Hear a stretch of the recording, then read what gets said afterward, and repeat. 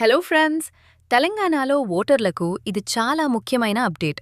మన రాష్ట్రంలో ఎస్ఐఆర్ ప్రక్రియ విజయవంతంగా ముగిసింది. మరి మీ ఓటు ఇంకా జాబితాలో ఉందా, లేదా మీ పేరు గల్లంతైందా అని చాలా మందిలో టెన్షన్ ఉంటుంది. కేవలం ఒకే ఒక్క ఎస్ఎంఎస్ ద్వారా మీ ఓటు వివరాలను ఇంట్లోనే ఉండి ఎలా చెక్ చేసుకోవాలో ఈ వీడియోలో పూర్తి వివరంగా చూద్దాం. వీడియోను చివరి వరకు చూడండి.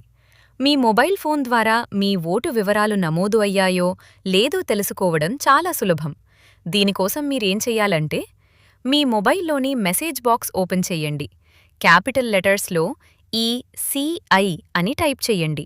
ఆ తర్వాత ఒక స్పేస్ ఇచ్చి మీ ఓటరు గుర్తింపు సంఖ్యను ఎంటర్ చెయ్యండి.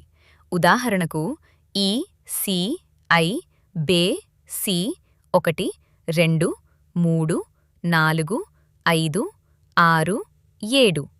ఈ సందేశాన్ని 1950 నంబర్కు ఎస్ఎంఎస్ పంపండి. మీరు ఎస్ఎంఎస్ పంపిన వెంటనే ఎలక్షన్ కమిషన్ నుండి రిప్లై వస్తుంది. మీ వివరాలు మెసేజ్ రూపంలో వస్తే మీ ఎస్ఐఆర్ ప్రక్రియ విజయవంతంగా పూర్తయినట్టే. ఒకవేళ మీకు ఎలాంటి ఎస్ఎంఎస్ రాకపోతే లేదా సర్వర్ సమస్య ఉంటే టెన్షన్ పడకండి. వెంటనే మీ ప్రాంతంలోని BLO ను సంప్రదించండి. వారు మీ సమస్యను పరిష్కరిస్తారు. అటు ఇటు చూస్తే ఎన్నికల సంఘం నుంచి మరో కీలక అప్డేట్ ఉంది.